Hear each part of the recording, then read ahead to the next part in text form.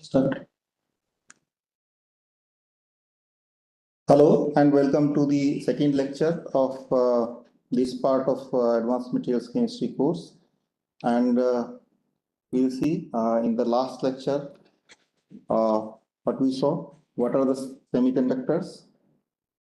Elemental and compound semiconductors. Elemental semiconductors are mainly silicon and germanium, and compound semiconductors are when two or more materials are added and the resultant compound acts as a semiconductor. They can be binary or ternary or quaternary compounds. We saw some important crystal structures which are useful. Then we saw closed package structure, which is FCC. That is very important for the semiconductor physics. And we understood about the tetrahedral void. So we can once again see what tetrahedral voids are. So let us consider atoms as a sphere. So when they solidify, they try to become as close as possible. So suppose three spheres are have assembled in the closest way. So now if you can see this void, there is a space. So on this space, if some another small sphere, big sphere, or we can say atom can reside, and then there is another atom which is of the first type of the atom. So now this site or this void is called as tetrahedral void. Now, if the atoms size of the both the atoms is same, in that case you can just imagine that if you try to insert this sphere, exactly same size sphere, then all these three spheres will be at slightly distance, and the angle between that center atom and these four atoms will be 109.47 degree. This we all know. Then we saw zinc blende and diamond structures. Why these two structures are important? Because silicon crystallizes in diamond structure and gallium arsenide crystallizes in zinc blende structure. So, like in gallium arsenide, if you say, so one kind of material is this sphere, and another element is in this tetrahedral void. In silicon, they are same atoms, same size, same spheres, so there will be little stress. Then we saw crystal planes, Miller indices, how to represent these planes. Then little bit about valence bonds. Then we try to understand. We try to understand in formation of energy bands, and then bands in the case of silicon. And we also saw in brief the energy momentum diagram. We will see one or two slides more today for energy momentum diagrams, because these are the actual way of representing the band structure. Before we move ahead, let us understand some basic concepts which actually are very useful, and some of them are from last lecture. Number one, electrons are responsible for the conduction in solids. When we go into liquids, so there are ions, but in solids, electrons are responsible for the electrical conduction. If we treat electrons as a particle of mass m, then its energy can be given as p square by 2m, or half mv square. So half mv square, if you p is equal to mv, p is momentum. So if you can rearrange, you will get E is equal to p square by 2m. Now, if electron, which is having a very low mass, it starts moving, it will start behaving like a wave, and the wavelength of this wave will be given by a de Broglie wavelength, this is h by p. So that is you can write by h by lambda also the momentum, and it can be written as h cross k also. where k is 2 pi by lambda, and this is called as the wave vector, which is a very important number, so, or vector. It is generally preferred in place of momentum because it is independent of mass. It is actually, you can say, wavelength, a representation of wavelength. When an electron moves inside a periodic potential, its motion is influenced by the periodic potential. The allowed electronic energies can be found out using quantum mechanics by solving the Schrodinger equation. Because see, now you imagine a situation where you have a electron. Now consider a wave which is moving inside a periodic potential. So the wave equation, by solving the Schrodinger wave equation, we can find out the possible energy levels for this system. Now, since it is a motion of electron, now we can actually control this motion of electron by subjecting it to the well-controlled and well-defined periodic potential. How? We can have different kind of structures. So if you have a one crystal structure, then the electron will move in that particular periodic potential. You can have another kind of crystal structure, then the periodic potential will be different. So based on that periodic potential, the motion of this electron will be influenced. Now, there is another thing. When we talk about the crystal, it is actually an infinite periodicity, you can say, assembly. So we cannot have like 4 atoms arranged at each lattice, and we can call it a crystal. Ideally, a crystal is having infinite atoms. Then only those equations are applicable. In order to form a single crystal, when we bring many atoms together, then due to their mutual interaction, electronic energy bands are created. This also we saw yesterday. Bands are of 2 types, valence bands and conduction band. Conduction band are generally totally empty, and valence band are totally filled. The valence band is the highest range of energy in which electrons normally present at absolute zero temperature, while the conduction band is the lowest range of vacant electronic states. The bands are continuous for the entire crystal. This is also a very important concept. You always keep it in mind. The bands are continuous throughout the crystal. So if any electron is in conduction band, that means it belongs to entire crystal. Presence of electrons in conduction band plays crucial role in the properties of substances. Insulators hardly have electrons in conduction band, and conductors have plenty of them. Usually in conductors, the valence band and conduction band, they overlaps, or they are usually they overlap only. It is difficult to control and regulate the flow of electron in these substances.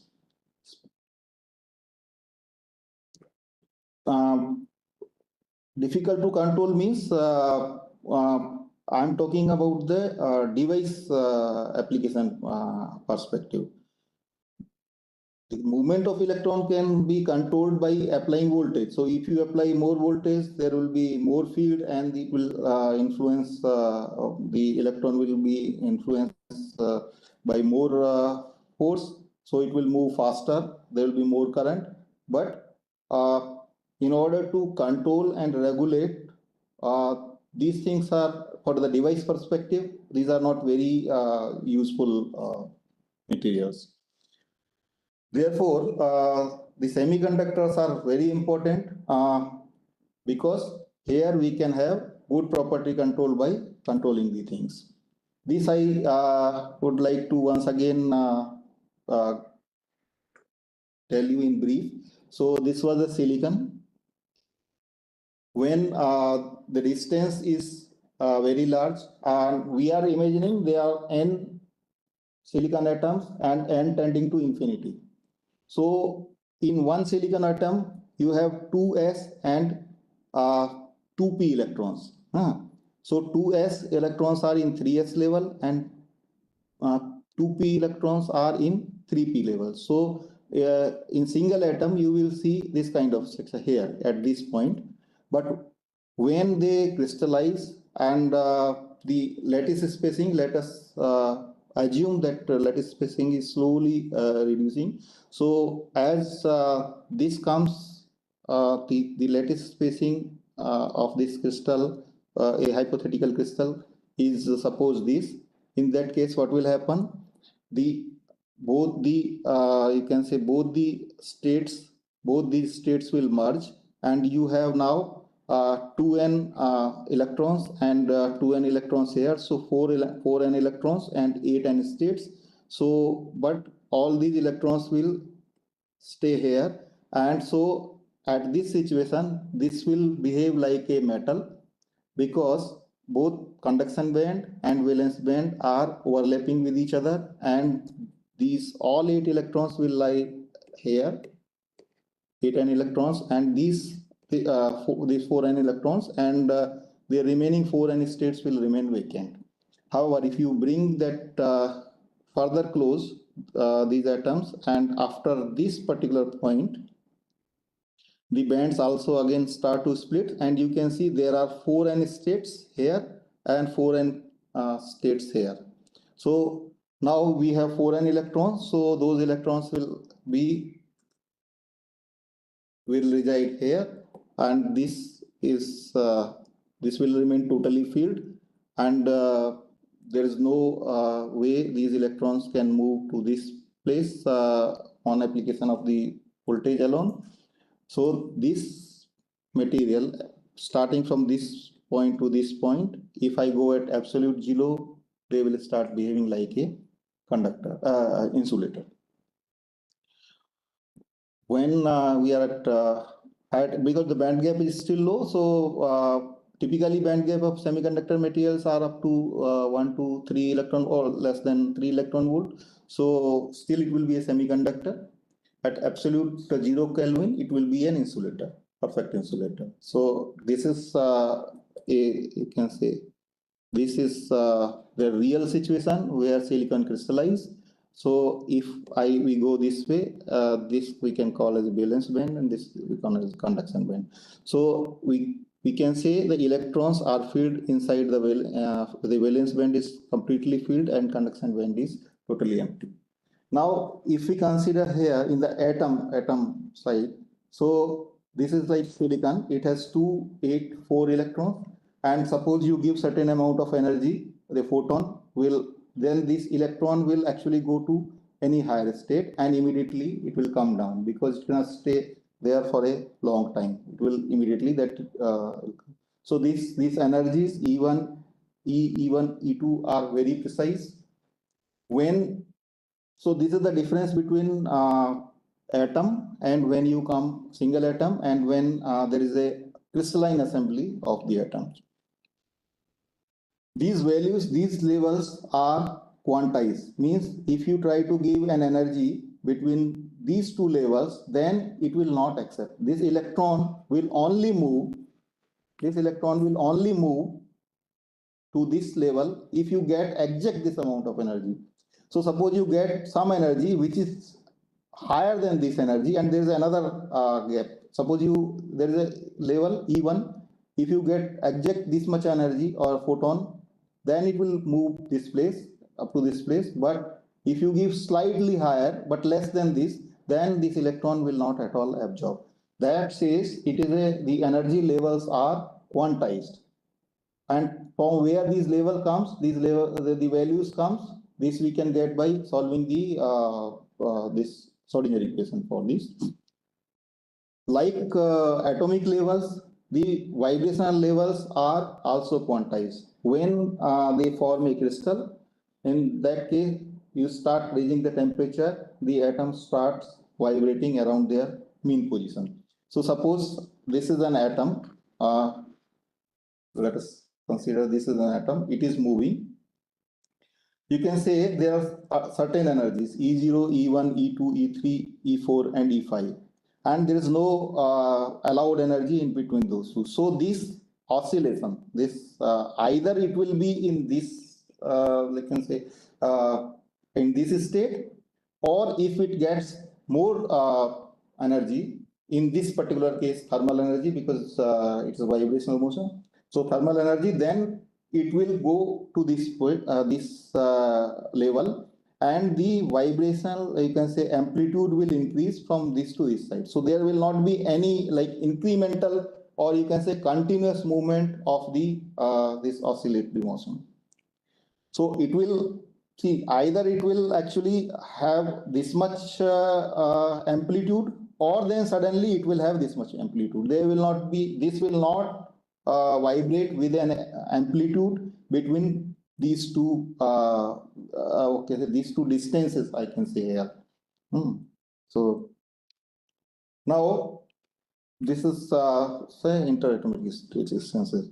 So then for like we saw ideally when it is a free electron, we should have this kind of structure where the momentum and energy are related in the form of E is equal to P square by 2m. So it should be ideally a parabola. But when the crystal structure put restrictions, then you can find out there are breaks in these levels. And this is when you solve the equation of a electron moving inside a periodic potential, this kind of solution, which we saw yesterday.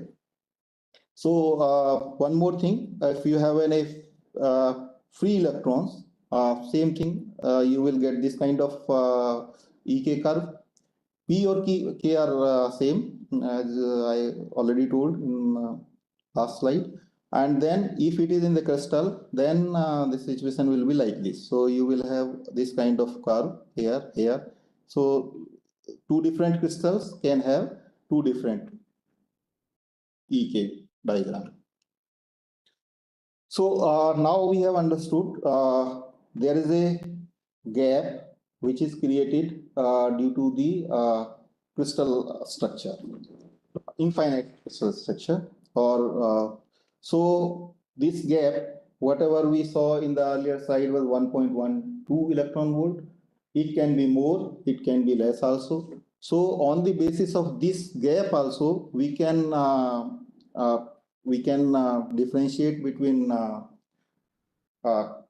insulators, between the conductors, and between the semiconductors. So typically semiconductors have a band gap of less than 3 electron volt, and in the metallic materials, either you will have a partially filled conduction band, or you will have a conduction band and valence band which are overlapping with each other.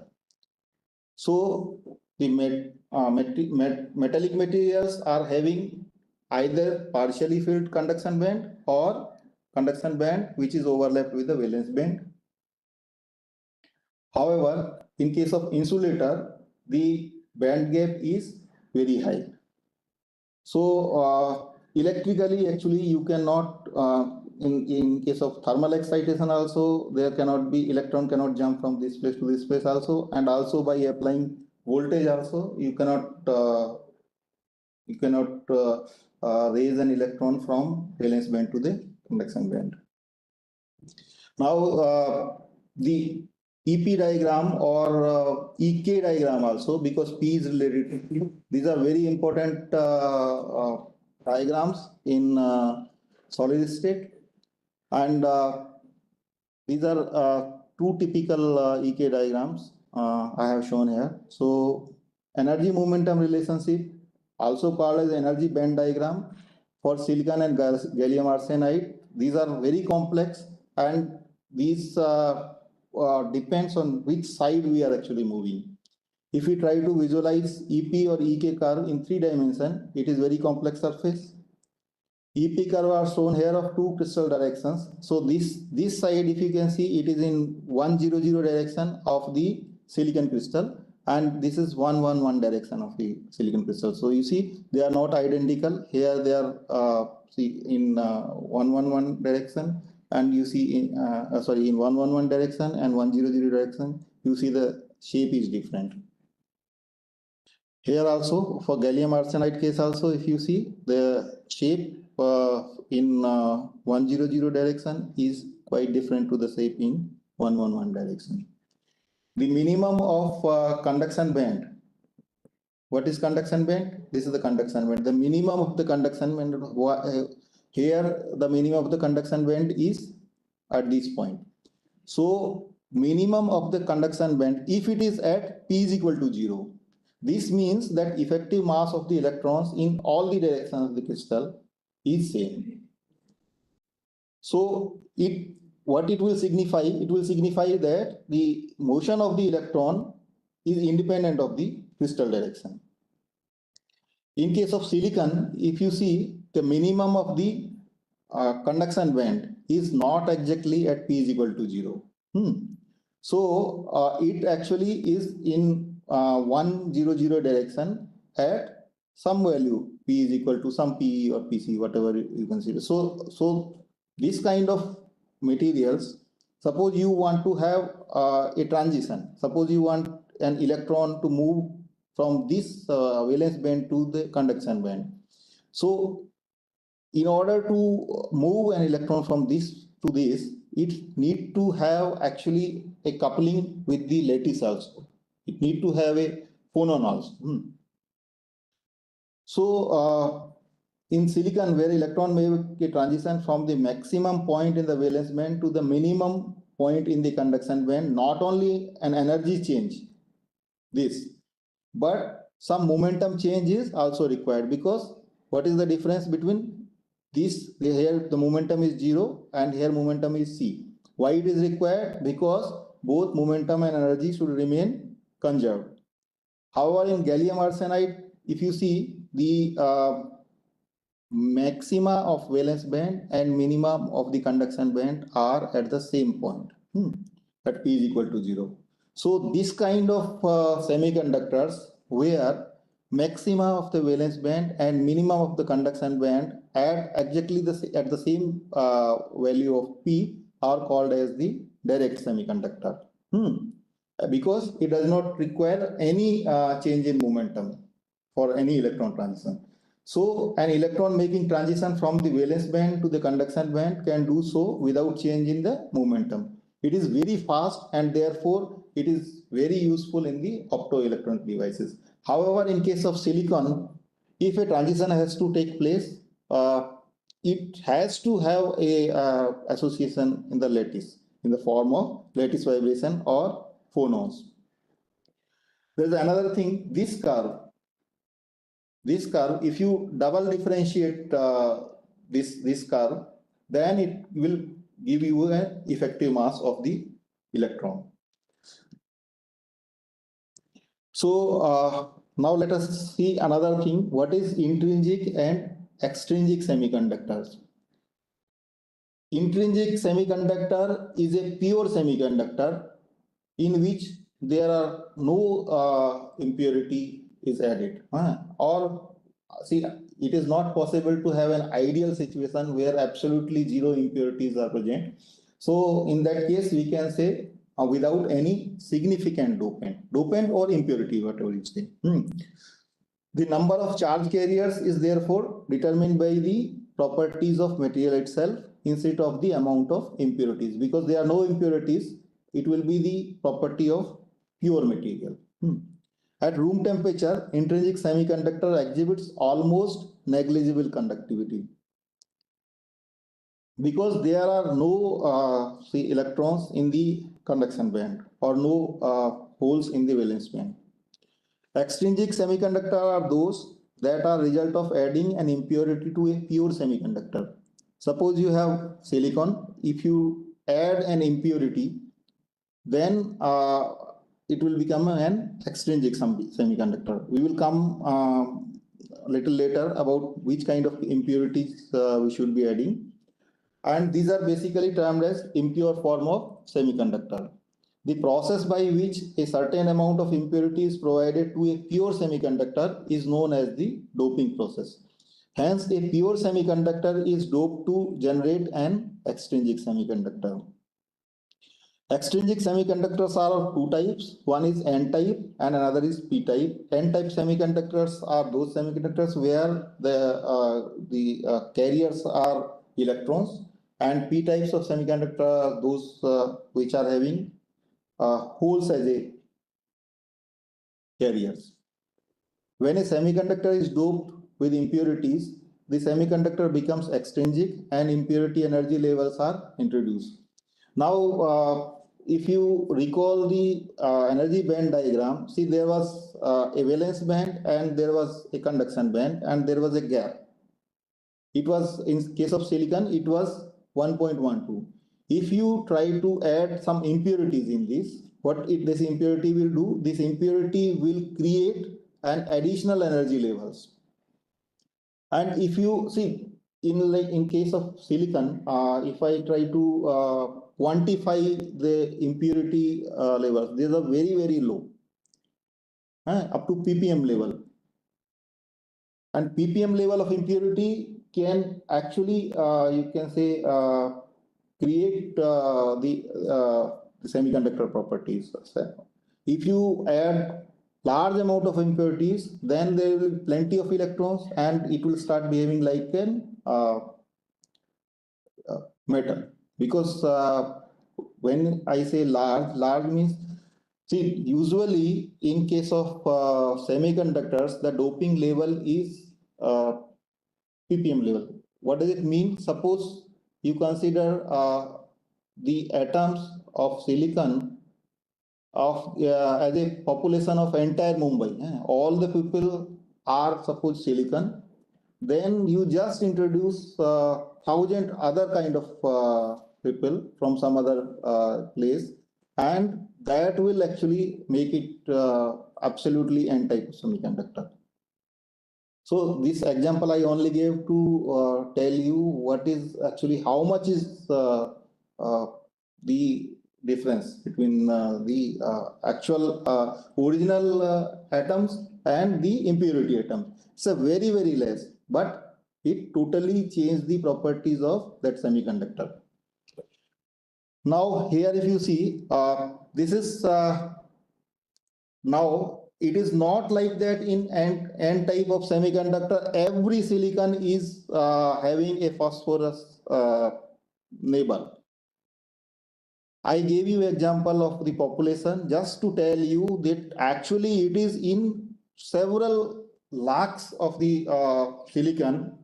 At all the lattice sites you will have silicon only, but at very few sites you have the phosphorus. But that phosphorus, what it will do, phosphorus is having 5 electrons, so there is an extra free electron in this. So these 4 electrons will make bond and the electron will remain free. So this electron, it is a free electron. Now this, because of this impurity, an additional level will be created inside the band, which is very close to the conduction band. So this electron will be actually residing on that particular level, which is very, very close to the conduction band. Now, with a very slight excitation or with a very low energy, it can reach into the conduction band and start conducting. Then it will become the electron of entire crystal. So this electron can be easily ionized to become a conduction electron at slightly higher temperature.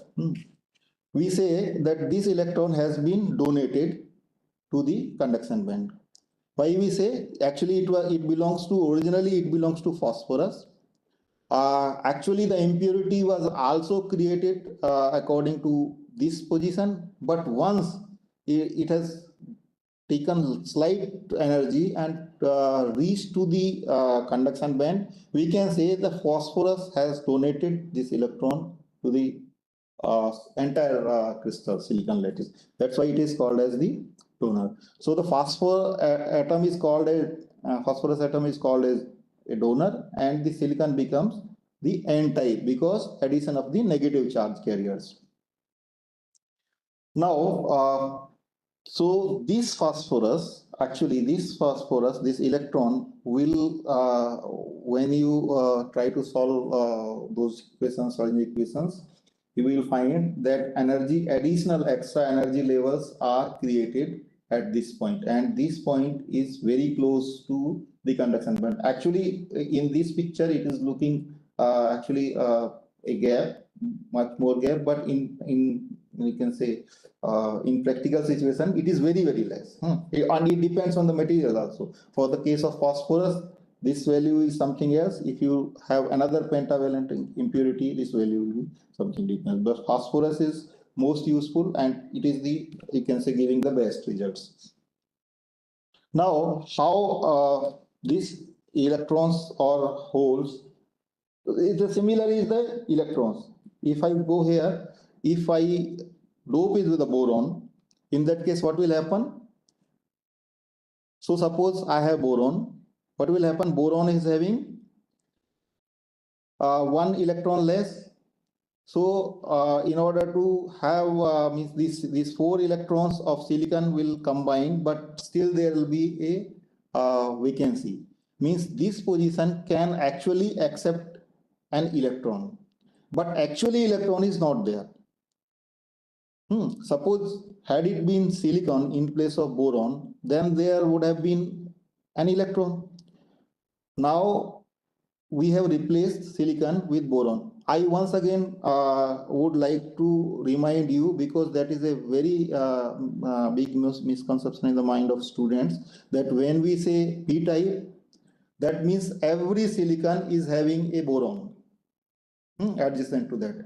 It is not the case. If I say ppm level, only out of 10 lakhs silicons, such assemblies, you will have only one boron, but that is sufficient enough to change the property of entire intrinsic silicon crystal.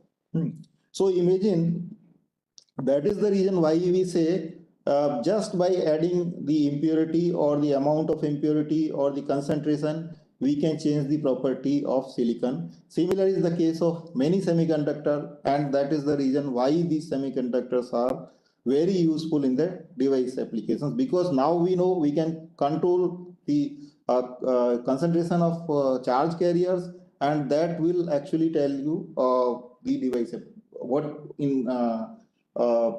in which kind of device you want to use it. So now you have a hole here.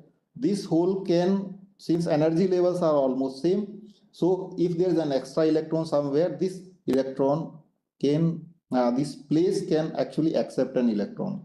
But since our entire, you can say, crystal is charge neutral, so this electron has to come from somewhere. And what is there in nearby? If you see, there is a silicon.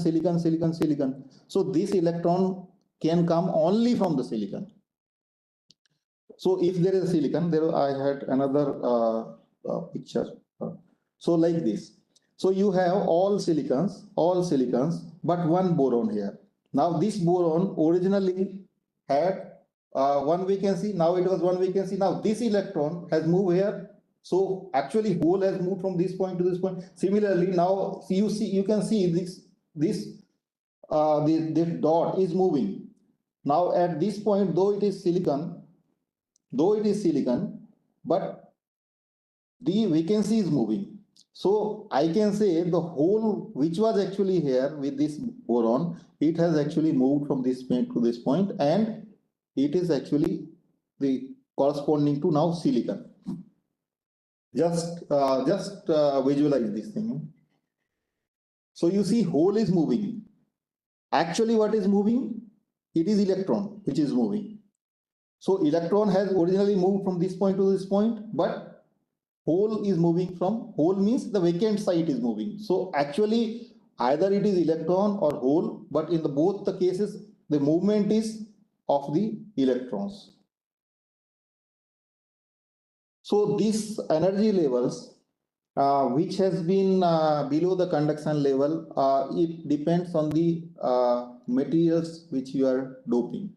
Suppose I am doping phosphorus. In that case, suppose I use this in the case of silicon lattice or silicon crystal. So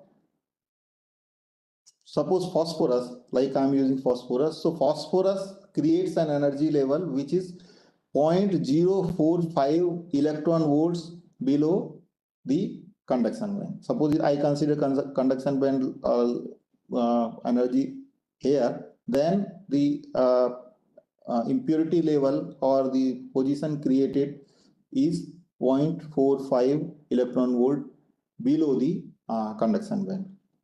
These are for different dopants. If I use antimony, then the energy level will be 0.39 below this. Arsenic, I can have 0.54. For titanium, I can have 0.21. Carbon, 0.25. So it will be very deep. It will be very deep. So if you dope it with the carbon, what will happen? Actually, you see, this is, you can say very, very small. So any very small thermal excitation can lead this electron or to jump to the conduction band. However, if it is here, the carbon, if I dope with the carbon, then you require this much of the thermal energy, which is very high as compared to this. So then, so now based on this, you can try to find out suitable dopants. If you want to design a new device based on these semiconductors, then accordingly you can choose the dopants. Now, what are other things you have to consider before choosing a dopant? The size also matters. As like in gallium arsenide, we saw in a tetrahedral structure, we could easily put one atom, which is a smaller size, without straining the other structure. However, the atom size will also play a role, and accordingly, the structure will also change. In the case of p-type impurities, if you say boron, so it is almost same as of phosphorus, but it is above the valence band. And so aluminum also people can use, gallium also people can use, indium, palladium. These are the different levels at which you can.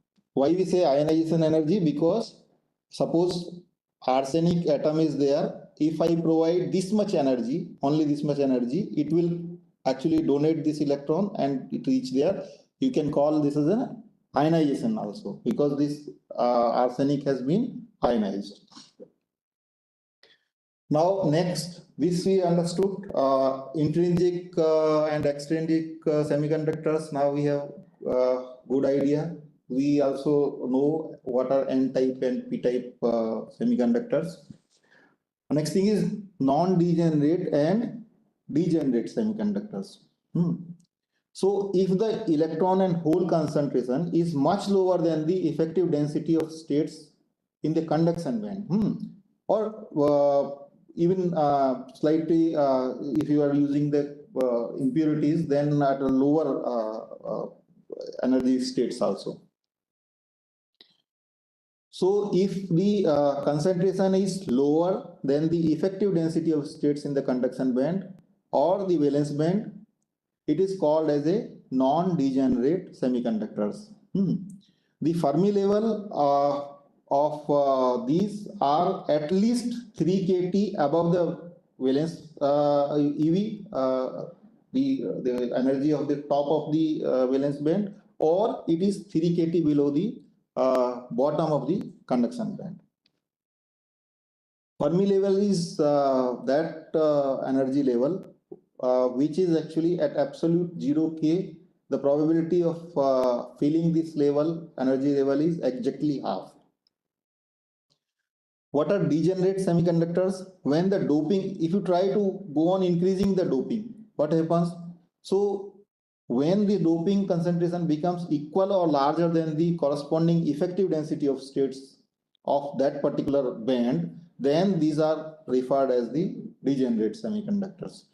So these are usually when you start doping, heavy doping of these semiconductors.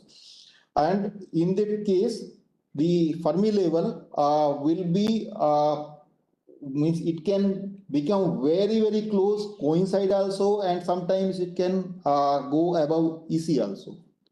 Or if it is a p-type semiconductor, then the Fermi level can be very close to the valence band, or it can coincide with the valence band, or sometimes it can go below the valence band also. So when we say very high, see, I said I tried to give you an example of the population just to give you an idea. So that was a normal kind of concentration which is being used in the semiconductor industry. When we say very high impurity, actually this is also, if you see, it is also 10 to the power 19.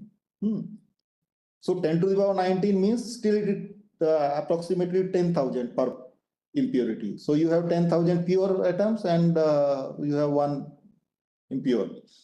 And in that case, if you use 10,000 impurity, if you have 10,000 original atoms, silicon atoms, and out of 10,000 you have replaced just 3 atoms with the impurity, then the band gap, which was actually 1.12, it becomes approximately 10% of the original band gap. You see the difference.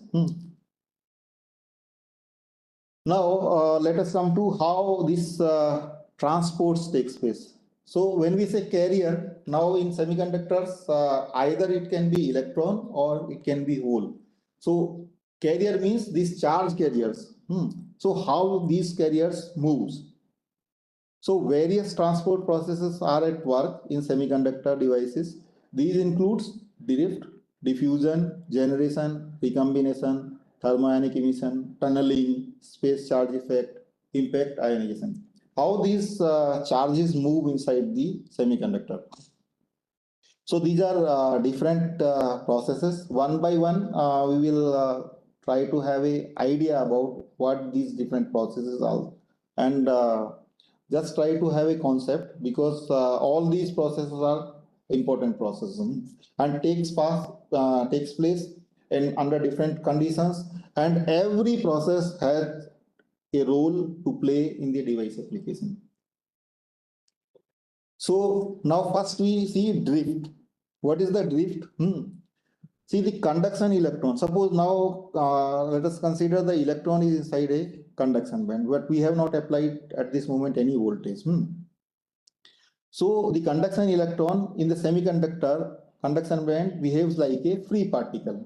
It can move in any side. It can move this left also. It can move right also. Sometimes it can move top also, down also. Means it can move in any direction. But if you try to have an average, if you try to have an average of the motion of that particular any particular electron, you will find that actually it has not moved. Sometimes it will move to right, but at some other time it will move to the left. So the random thermal motion of electrons, that leads to zero net displacement, means it will not move any side. Over a, if you try to integrate it, this the displacement over a sufficiently long period of time. However, when you start applying a very small electric field, what will happen? This electric field will exert a force on this carrier. If it is a hole, then also, if it is an electron, then also. And because of this electric field, each electron will experience this force and it will start moving along the field. So when it will start moving in the field, what it will do, it will actually collide with other atoms, other ions, other electrons also.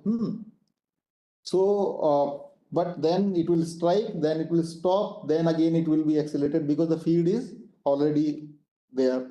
So because of this, you will have a net additional velocity. So this additional velocity component will be superimposed upon the thermal motion of electron. What was the average thermal displacement? As we already understood, it was 0. So this additional component is called as the drift velocity. So, and this movement, when the electron is moving under this effect of this field, that is called as the drift. Due to this, there is a net displacement of the electron in the direction opposite to the applied field, and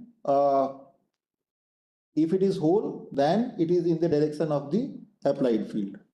At low fields, the drift velocity is proportional to the electric field. If the field is low, usually it is proportional to E, vector E. And this proportionality constant is called as the mobility, for mu n for electrons and mu p for the holes.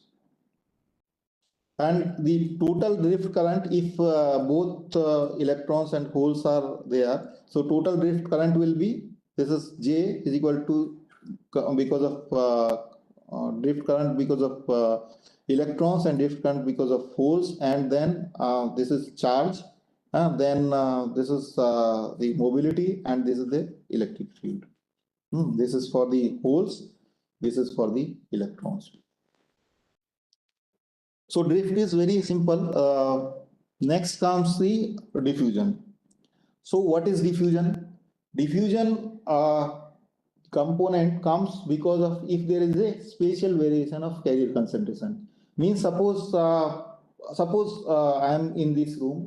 Suppose I put 10 students at one corner and I go out. What I will find after coming maybe in half an hour or something like that, that all the people will be actually they will move from that higher concentration to they will be equally sitting with a equal. So it is similar cases with the case of concentration also. Suppose you put more carriers in at one space, and then after a certain time you will find that carriers has moved from that higher concentration to lower concentration, and over a long period of time you will see the concentration has become equal. So the carrier tends to move from a region of higher concentration to a region of low concentration. This current component is called as the diffusion current, and it can be given as B. The diffusion current is J is diffusion current density, so it can be given E, it's a diffusion constant, and dN by dx. dN by dx is the concentration gradient. And dN is called as the diffusion coefficient. See, there are other transport processes also. One is thermoionic emission, which occurs when the carriers in the surface region gains enough energy to be emitted into the vacuum level. So every surface have certain carriers. Those carriers, when they gain sufficient energy, in case of how they get usually because of the thermal energy. But by any other also they can gain the energy, and if they get sufficient energy so that they leave the surface and move inside the vacuum, then this kind of emission is called as the thermoionic emission. There is another process which is tunneling, and it is based on the quantum tunneling phenomena. Quantum tunneling is what? Suppose there is a barrier is very high. So ideally, if a carrier does not have any energy which can actually cross this barrier, so what will it do? It keep on hitting the barrier, and quantum mechanically every strike has a probability of certain probability when this electron can cross that surface. If I try to give an example in real life, suppose a person start to hit a wall and it keep on hitting the wall, though it doesn't have sufficient energy that it can break the wall, but quantum mechanically, after several billions of hits, it is possible that a person, without actually breaking the wall, can reach at the other side. This is the tunneling. This is the tunneling process in case of quantum mechanics, and similar tunneling is electron. Though there is a you can say barrier, that barrier means it doesn't have sufficient energy to cross that barrier or to reach from one side to another side, but there is a probability when there is sufficient energy is applied and it keep on trying after many you can say trials, there is a possibility that it can tunnel through that barrier. So I can tunnel through a wall. It's a physical meaning, but so after so many you can say trials. Then another type is space charge limited current, where injected carriers are not compensated by ionized impurity. Suppose you actually inject the carriers inside the material by applying the potential, and you can say passing a current through it. So you can bring that to a certain particular level which matches with the energy level of your material, and then in that case the electrons or holes can be injected inside that semiconducting material. So that is also a space charge limited current. Then there is a process called as impact ionization or avalanche process. What is that process? You have an electron and a field is applied. Potential is applied. Because of the potential, a field is generated, and because of that field, this electron start to move. Now the value of this field is very, very high. So what happens? This electron or hole, the carrier which is moving, it gains that much energy that this, when it strikes to a you can say atom, it can create another, it can, we can say, remove an electron from the shell. So the energy of this electron which is moving is so high that it can remove an electron from the bond. It can break the bond and remove the electron. So then what will happen? Now you have two electrons actually and two holes also. What will happen? This electron which has been now newly generated, this will also experience the same field, and because of the same field it will also be accelerated with the same velocity, it will gain the same energy. And this because energy is more than the ionization energy or the sufficient energy which can break the bond, then it will also go and break another bond. So this process is it will keep on multiplying, and the number of carriers will be so large that there will be a sudden increase of the current. This effect is very, very important in the PN junctions, especially in the reverse bias region. And this new electron hole, as I already said, this high field which we have applied accelerates the new electron hole pairs, and which collides with the lattice to create more electron hole pairs by ionizing.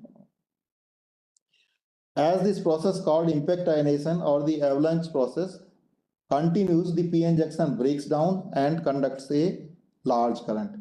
This property is used in you can say fabrication of a device called as the Zener diode, where after a certain potential, when you start increasing a potential in reverse bias, after certain potential, the energy of every electron becomes so high that it can remove or break the bonds and remove liberate more electrons, and then immediately the electron which has been liberated will again give the same energy. It will strike with another point, lattice point, or another break the another bond.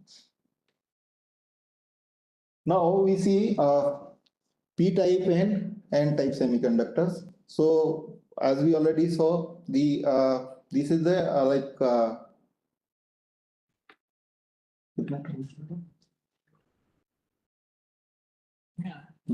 so so this is it you can say intrinsic semiconductor. If I try to explain one by one each thing, this is the valence band. Now here in this valence band, few electrons has been removed or has been promoted from the valence band to the conduction band. So there are 1, 2, 3, 4 holes, 1, 2, 3, 4 electrons. This is the Fermi level, which is at the center of the gap. The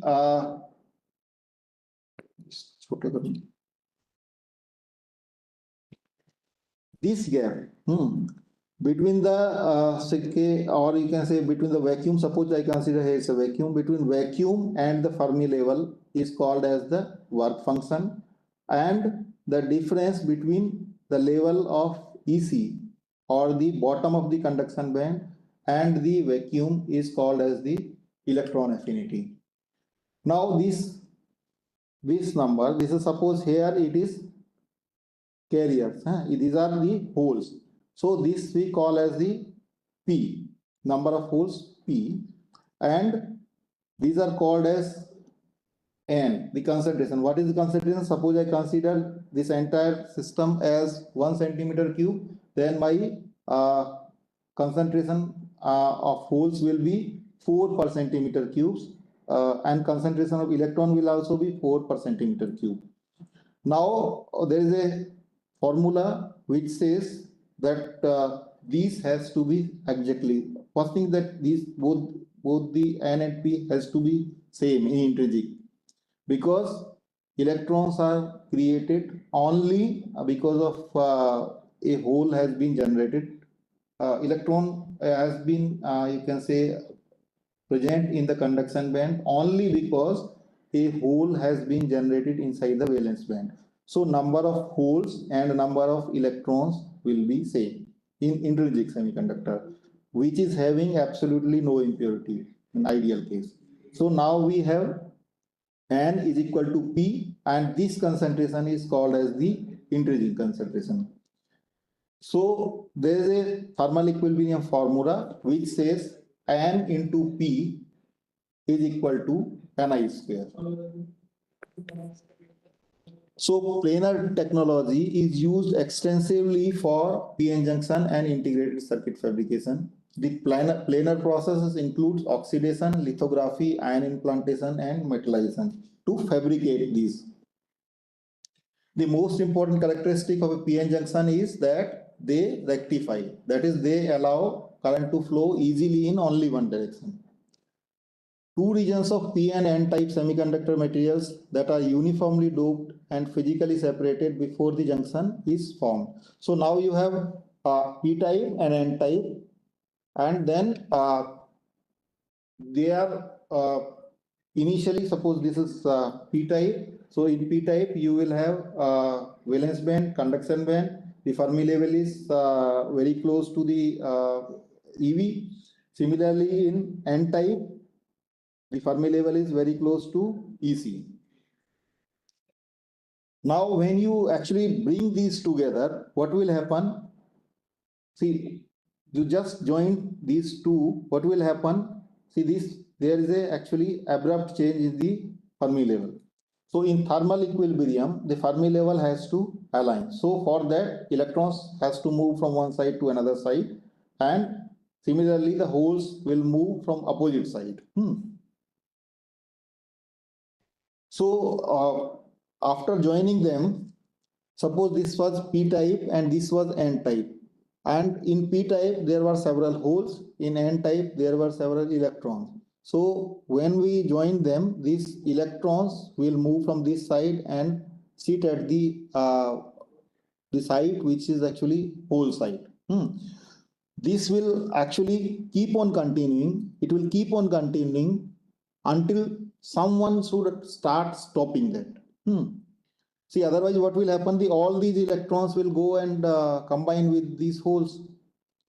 So what happens when this electron has moved from this side to this side? So this, you can see that it is actually loss of electron. So if it is a loss of electron, there will be a positive ion. Sorry, there will be a positive charge, net positive charge in this side. So this net positive charge. So after some time, what will happen? This side is having positive charge and this side is having negative charge. Now this positive charge will start attracting these electrons, or if they are trying to move away, they will try to, this positive charge will try to stop that. So after a certain period of time, what will happen? This movement will stop. So there are two things. One is the concentration gradient. Because of this concentration gradient, the charge, the electrons are moving. And another is the diffusion. So holes from p type diffuse to n side, and electrons from the n side diffuse into the p side. As holes continues to leave the p side, some of the negative acceptor ions near the junction are left uncompensated because the acceptors are fixed in the semiconductor lattice where the holes are mobile. Similarly, some of the positive donors ions near the junction are left uncompensated as the electrons leave the n side. So you will have a potential.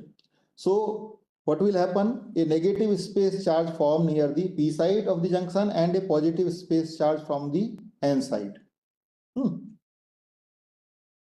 This space charge region creates an electric field.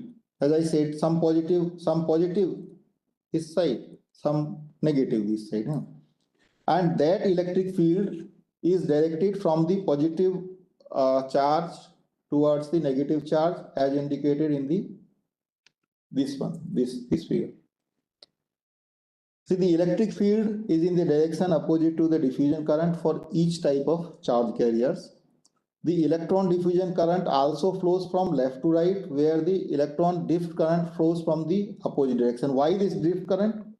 Drift current, when drift current flows, we in few slides before we learned that when there is a potential, that potential actually, because of that potential, a drift current flows. Initially, when they were separated, there was no potential difference. But as these carriers have moves from one side to another side, some potential difference has been created. This potential difference is called as the built-in potential. So because of this built-in potential, now a net drift current will be flowing. So after some time, you will have diffusion current flowing from one side to another side and drift current flowing from in the opposite side, and these will compensate each other. So at thermal equilibrium, that is steady state conditions, at any constant temperature, and you are not giving any external excitation, then the individual electrons and holes currents flowing across the junction are identically zero. Both will compensate each other. So the net current will be zero. Thus, for each type of carriers, the drift current due to the electric field must exactly cancel the diffusion current due to the concentration gradient. So, now let us see generation and recombination. In thermal equilibrium, as I tried to explain earlier, always the concentration of P, this P into N, this is always equal to Ni square. It's always valid. So when P and N is the density of electron holes and Ni is the intrinsic carrier density. If excess carriers are introduced to semiconductor, suppose how you can introduce excess carriers? You can introduce by carrier injection also. Sometimes you can increase by optical illumination also. So then in that case, what will happen? The P and multiplication of P and N, it will become more than Ni. So it should be subscript. it will be more than Ni square. So the process of introducing excess carriers is called as carrier injection. Most semiconductor devices operate by the creation of charge carriers in excess of the thermal equilibrium values. We can introduce excess carriers by optical excitation or forward biasing a p-n junction. Whenever the thermal equilibrium condition is disturbed, that is P multiplied by N is not equal to Ni square. There are processes which exist to restore the system to the thermal to the equilibrium. What is this equilibrium? This is P into N is equal to Ni square.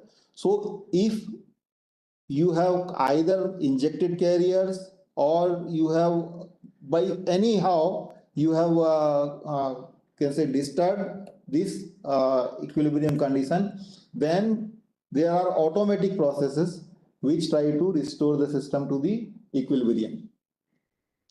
So in the case of injection of excess carriers, what will happen? The mechanism that restores equilibrium is recombination of the injected minor carriers with the majority carrier. So what will happen? The recombination will take place. Depending upon the nature of the recombination process, the energy released from the recombination process can be emitted as a photon or dissipated as a heat to the lattice. Now, if the energy is, it depends, if the energy is more of the level of, you can say, energy gap between both the bands, then it may be a photon, or if they are very close, only the vibration can dissipate that, then it will be in the form of heat or phonon. Heat is actually nothing but it is a phonon. You can say phonons provides you heat. When a photon is emitted, the process is called as radiative recombination. Otherwise, it is called as non-radiative recombination. So there are two processes. One process is a radiative recombination. What is radiative recombination? When electron and hole combines together and gives a photon, then it is a radiative recombination. If it is not giving a photon, then it is called as a non-radiative recombination. So let us see here in this situation. So here it is a conduction band, it is valence band. So an electron is a photon falls and electron is promoted from this point to this point, and so what you will get, actually you will get a hole and you will get an electron. So this process is actually generation process. Generation process means you are generating the carriers. Now there is another process by thermally also, and this is in the presence of photon. In the thermally also, the electrons can be excited from valence band to the conduction band. This is generation, thermal generation. This is the, you can say, generation. Similarly, when the photon falls from conduction band, the electron falls from the conduction band to the valence band, then it can emit a photon, then it will be a radiative process, or it can produce heat, then it will be a thermal process. This energy difference will decide, because see, if this energy is in the range of visible energy corresponds to visible light, then it will be a radiative, otherwise it will be a non-radiative. So when it is thermal, actually, then this energy gap will be very small. So recombination phenomena can be classified as direct and indirect process. Direct recombination, also called band-to-band recombination, usually dominates in direct band gap semiconductors such as gallium arsenide. So if you have a direct band gap material, this is, so in that case, the maxima of the valence band the maximum of the valence band is and the minimum of the conduction band. They are actually at the same K value or at the same P value. So in that case, there is a it is very easily to recombine these photons, these electron with these holes and emit a photon. However, if there is a gap between, like they are not, you can say at the same P value. So if the hole, this hole has to be filled by this electron. This electron cannot directly fall here. It need to have this much. It need to have this much amount of energy, which is actually which provides by the phonons or provides by the lattice. So then this recombination will be actually assisted by the association of the lattice vibrations, which provides you the phonon. So if you see, it's more clearly here. So suppose in case of indirect band gap material, the valence band and conduction band, the minimum of the conduction band and the maximum of the valence band are at two different p values or wave vector k values. K values and p values, they are almost same. So it can be p also here. So if the photon has to be absorbed, this photon has to reach here. So suppose I provide you this much energy of photon, what it will happen? It will reach to this point and then there will be an emission of the phonon of this much energy. And then associated with this, then this electron will reach here. Similarly, if I provide a photon of this much and there is a sufficient phonon energy is available, in that case, this photon can also be absorbed and electron can reach from the top of the valence band to the bottom of the conduction band. Now, though they are looking comparable, see these two are looking comparable, this energy and this energy, but there is a large gap between these two, and this in this photograph or in this picture, these are only shown for the clarification. Please do not start to believe that these two energies are comparable. There is a large difference between those two energies. So for indirect band gap semiconductors such as silicon, a direct recombination process is very unlikely, as I explained, because the electrons at the bottom of the conduction band have non-zero momentum with respect to the holes at the top of the valence band. So a direct transition that conserves both energy and momentum is not possible without a simultaneous lattice interaction. So there has to be an involvement from the lattice, which provides you the phonons. Therefore, the dominant recombination process in such semiconductors is indirect transition via localized energy states in the forbidden energy gate. These are in the forbidden. Whatever these localized energy states are there, they are actually in the otherwise forbidden energy states. These states act as a stepping stone between the conduction band and the valence band. This is another process. Suppose you add some impurity and then corresponding to that impurity, you will definitely be having an energy level. So now you can provide though photon cannot bring an electron from the valence band to the conduction band, but if the photon can bring that electron from valence band to this impurity level, then it will be also be occupied. The electron can reach there, and after that, from this point, the electron can also reach at the conduction band by absorbing the appropriate energy.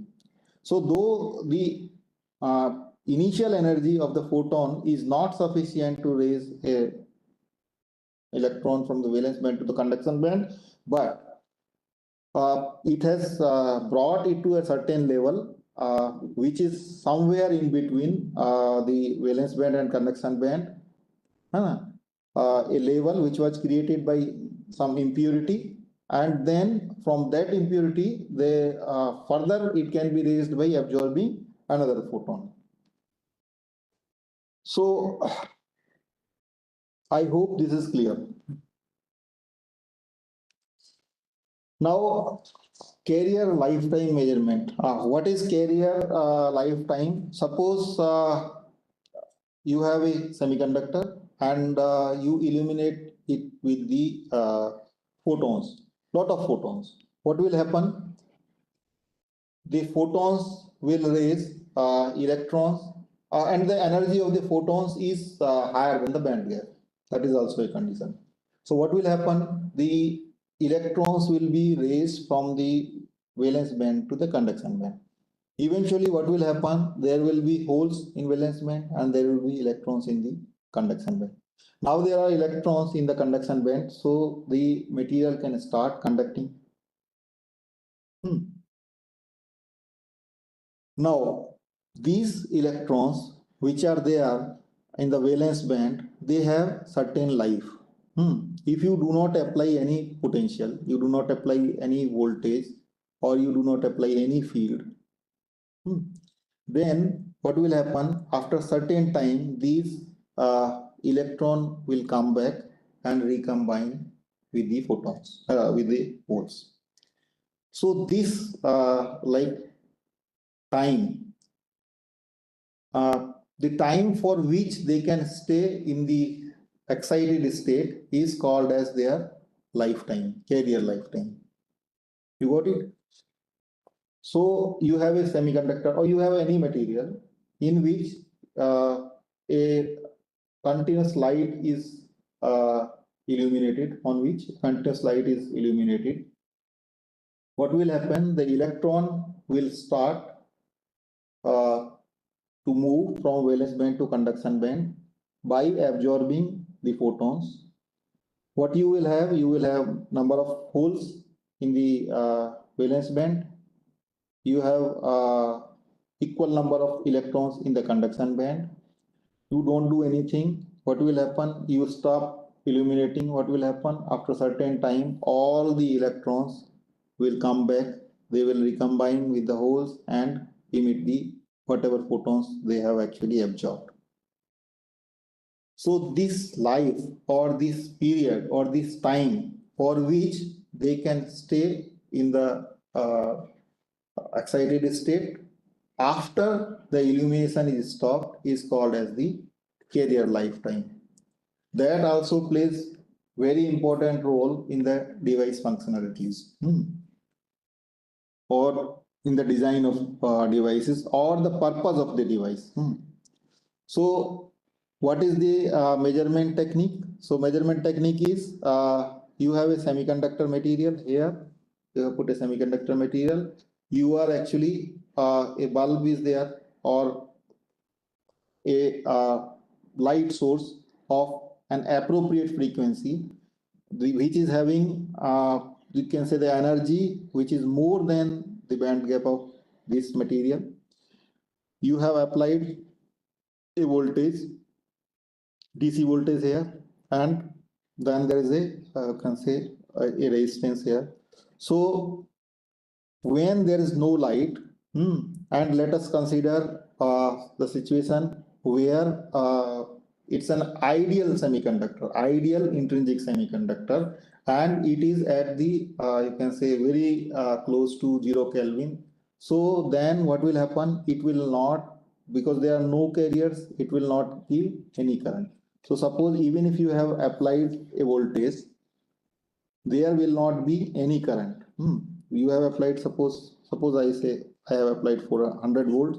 So even if you have applied 100 volt and this semiconductor is in between, you can say both the electrodes in the path of this circuit, but there will not be any current.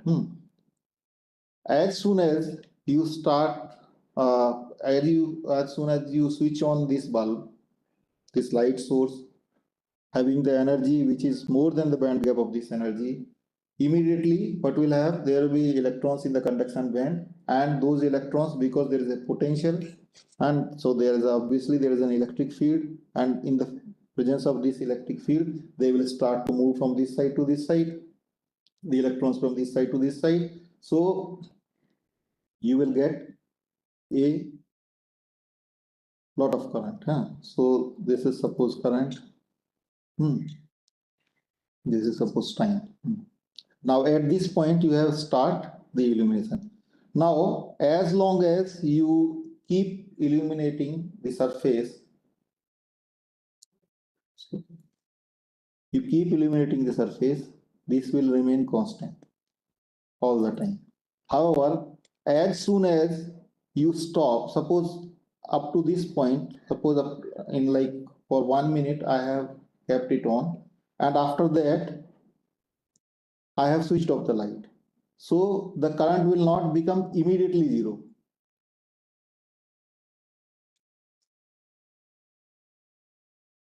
It will not immediately become zero.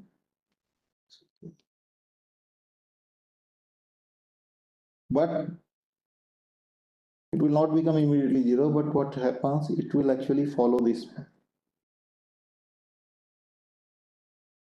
kind. So after a certain time, it will become zero. So this, by this process, suppose it is 1 by E of the maximum intensity, this time period is called as the carrier lifetime. So by this way, we can find out the carrier lifetime of the carriers. Now let us come to a very important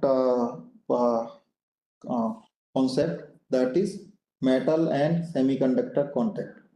So if you add a metal or you fuse the metal to the semiconductor, because the work function, electron affinity of both the work function of the metal and the electron affinity of the semiconductor are different.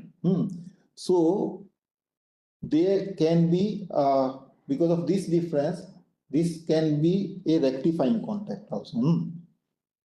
So then metal semiconductor junction can either be rectifying or it can be non-rectifying. When it is non-rectifying, it is ohmic type.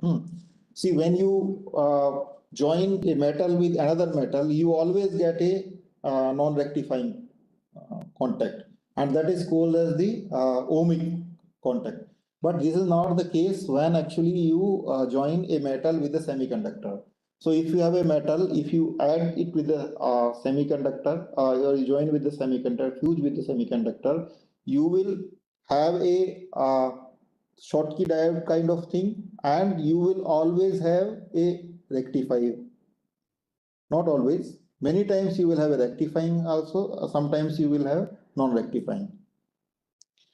The first semiconductor device, it all started from metal semiconductor contact only, where the metal whisker was actually fused to a semiconductor, and it was after they measured the IV characteristic, they found that it is actually behaving like a rectifier.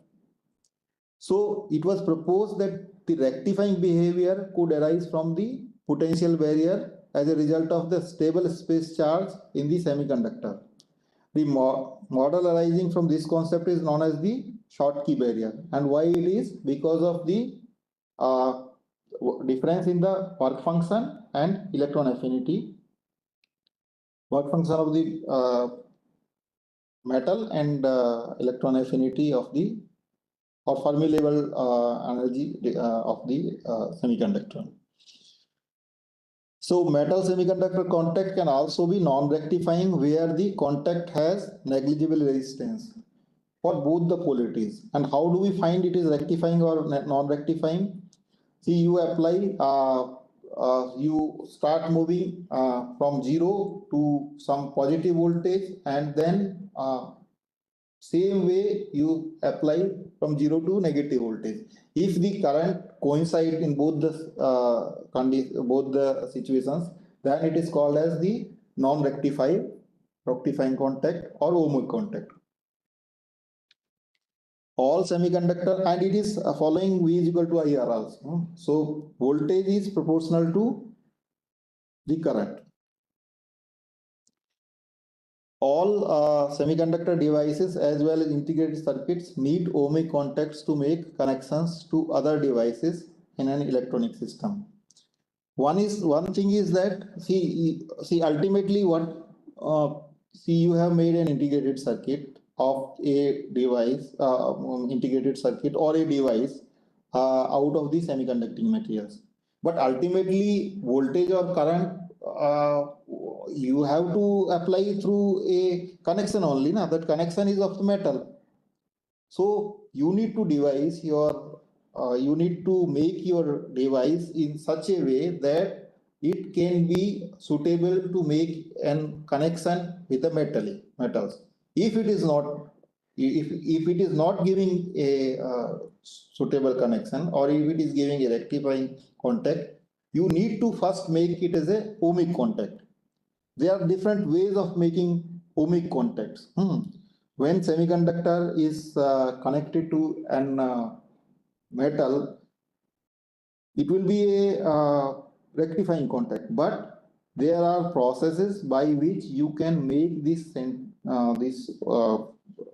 rectifying contact or convert this rectifying contact to an ohmic contact. So just to understand this, so let us consider this is a 1D structure, 1D structure of a metal. So suppose this is a metal, this is a semiconductor. So this is metal. What metal is having a work function? So the corresponding energy will be this. And this is having an, what is it is electron affinity, and the energy difference between the bottom of the EC to the vacuum level. So when you join both of them, what will happen? See, there will be a barrier.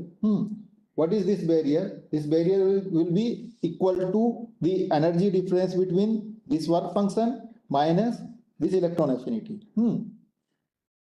So you will have an effective, you can say, barrier, which is equal to E phi m minus chi. Suppose phi m is the work function. So the matter work function, see, in ideal, suppose somehow you can find out a material which is having exact work function equal to the electron affinity of the semiconductor, you are not going to have any problem.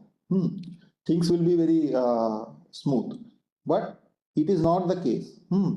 So the work function difference and the electron affinity difference is the cause for this barrier, and eventually it leads to a rectification in this assembly. So when you have a metal, when you have a semiconductor, if you join them together, you will not get a ohmic behavior like this, but you will get a behavior like this, the rectifying behavior. So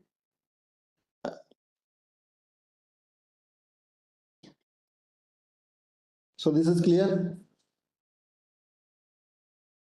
So when the metal makes intimate contact with the semiconductor, the Fermi levels in the two materials must be equal in thermal equilibrium. So this was the gap. Now I join. So the first thing, when you join two materials and they comes into thermal equilibrium, you have to always bring both the you can say Fermi levels together. So the Fermi level of the entire, you can say, this assembly has to be same. So this is the Fermi level which is actually you have brought it there. So, and there is one more thing. First thing, whenever you want to analyze or study any such system, see, this is only a system which is having metal and semiconductor joints. You can have metal, semiconductor, metal. You can have metal, semiconductor A, semiconductor B, semiconductor C, semiconductor D, and metal. You know from the table you can get what is the work function of metal. You can get the what is the electron affinity of semiconductor A. All these data is available to you. First thing you join without joining, you just plot them like this, and then you bring them together. Now, when you bring the entire assembly together, there are few things which you have to systematically follow. First thing is that the assembly should have a under thermal equilibrium, the Fermi level should be same. In addition, then the second condition is the vacuum level must be continuous like this. There should not be any abrupt change in the vacuum level. So these two requirements determines a unique energy band diagram for the ideal metal semiconductor. So accordingly, you see these things will actually change. In order to make it continuous, you will get this kind of behavior. So now if you see, so your resultant energy levels of this system will become like this of this assembly. So for this ideal case, the barrier height, which is what is now the barrier height? Barrier height is this is 5 bn. What is this? This is 5 bn. And it is what it is giving is the difference between the work function, as we saw in earlier, this work function minus this electron affinity. And so what it will give, actually it will give you a built-in potential. So this built-in potential, so this value can be, we can write, see this is built-in potential, and this can be given by difference of phi m minus phi s if this sign. So the same built-in potential will be generated across this device. Now, if this is just for like information purpose, so you have different kind of materials. You have neodymium, magnesium, hafnium, titanium, silver, aluminum, tungsten, gold, palladium, nickel, palladium. So the work function of these materials, so like gold is around having 5.1 around. Similarly, aluminum is also having around 3.9. Something wrong. Or 4.3. Yeah, so this is these are different metals, and so this is the corresponding height in case of if you are using that in gallium arsenide, and if you are using that contact. See, you are having now one semiconductor and one metal. So if it is semiconductor is N-type silicon, and your metal is suppose your metal is gold here, so you have N-type semiconductor and you have gold, so you will get this barrier height. So you will have an approximately 0.7 volt of the barrier height. So now you have a semiconductor. You have, so accordingly you can decide which semiconductor you want to use, which metal you want to use. It depends what kind of applications you have in your mind, how much barrier height you want of that assembly or of the rectifier. So then you can select the semiconductor, you can select the metal. Suppose you want a barrier height of approximately 0.4 electron volt. What you will do? You will select N type of silicon, and you will actually, the contact, metal contact will be magnesium. Now, if you will use in place of N, you will use, if you use P, then the curve will be different because the electron affinity for P type silicon is different than the N type of silicon. Now, there's another thing what is called heterojunction. I think, okay, within 5 minutes we will finish. We'll go quickly. So what is heterojunction? A heterojunction is an interface between two layers or regions of dissimilar semiconductors. Suppose you have one semiconductor and you have another semiconductor. If you join them together, it will become a heterojunction. These semiconducting materials need to have unequal band gaps as opposed to the homojunctions. So these, there should be, first thing is there should be two semiconductors. Next thing is that the gap should be unequal. Then we you can say when you join them together, then the junction will be called as heterojunction. It is possible to engineer the electronic energy band in many solid state device applications, for example semiconductor lasers, solar cells and transistors. So these heterojunctions are very useful in actually designing the different kind of devices, especially in case of lasers. In case of lasers,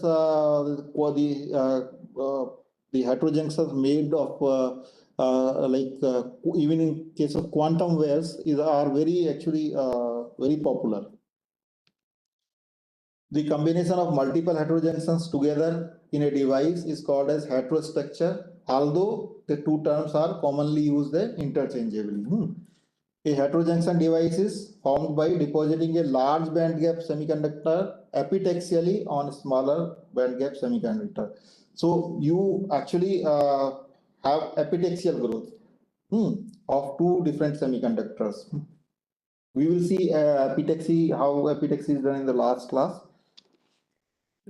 The common element of semiconductors are silicon and germanium. Common semiconductor compounds are gallium arsenide, indium antimonide also, etc. Integrated circuits and electronic discrete components such as diodes and transistors are made of semiconductors. Silicon forms most of the integrated circuits. The semiconductor devices are of the foundation of the electronic industry, which is the largest industry in the world. To date, there are about 20 major devices with over 150 devices variations related to them, which are made out of the semiconducting materials. All the devices can be constructed from a small number of device building blocks. First thing is semiconductor are, you can say, almost essential part of the devices where an movement of electron need to be manipulated. And for the device functionality depends upon the, you can say, how the motion of the electron is being controlled. So there are several devices which are based on the semiconductor. So all the devices, these can be constructed from some device building blocks. There are only few.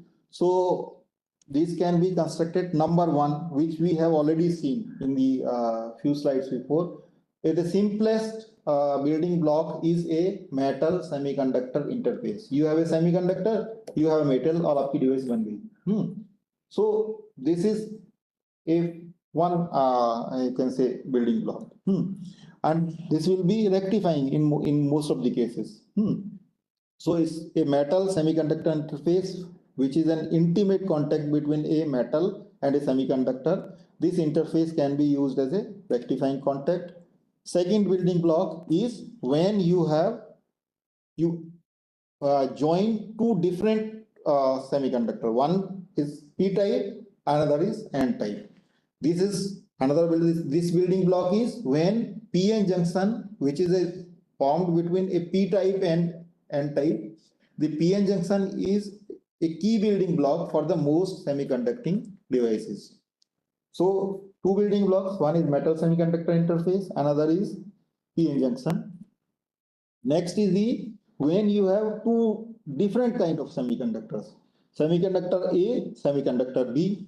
And this is when this is called as heterojunction interface. We just few slides before we understood this.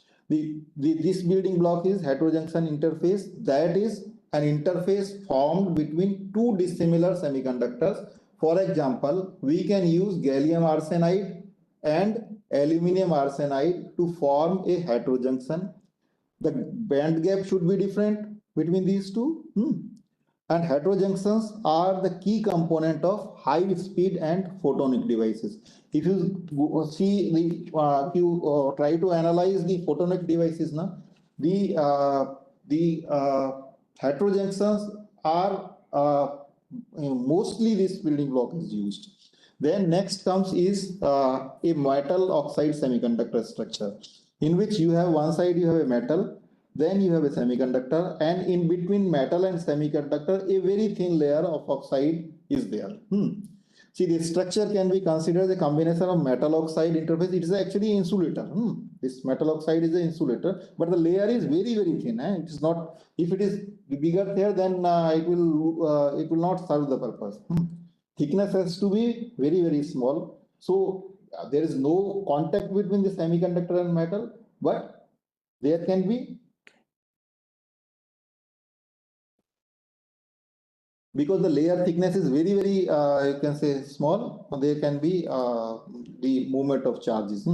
The structure can be considered as a combination of metal oxide interface and oxide semiconductor interface. By using the MOS structure as the gate and two PN junctions as the source and drain, we can form MOSFET transistors. The MOSFET is the most important devices for advanced integrated circuit. In say in majority of the integrated circuit, you will always get MOSFETs only. So like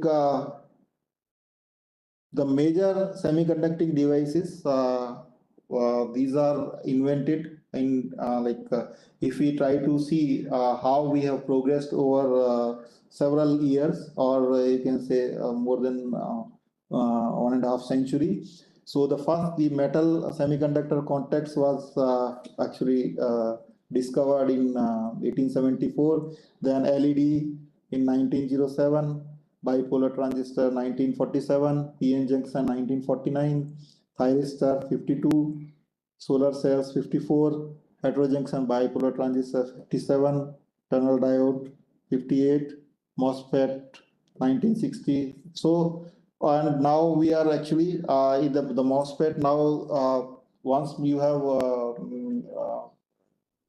matured the technology of MOSFET fabrication, then you are trying to reduce the size of the transistor. So now in 2004, it is 5 nanometer MOSFET. Now it is actually very, very less, even much less than that.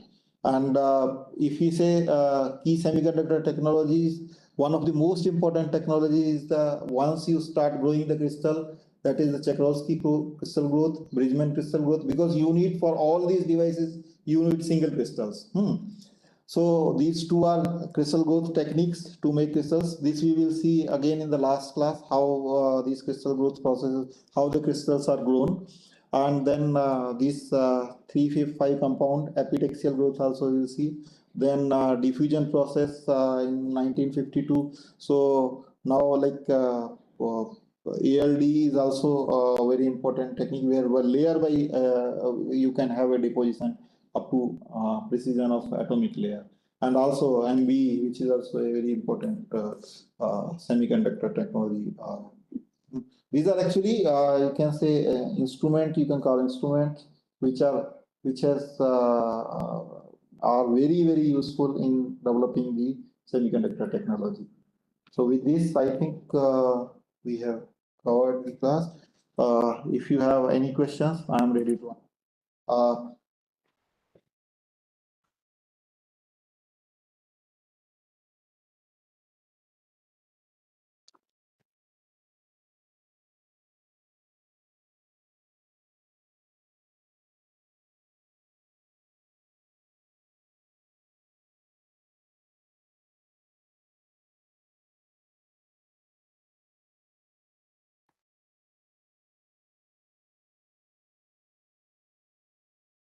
Muted. No?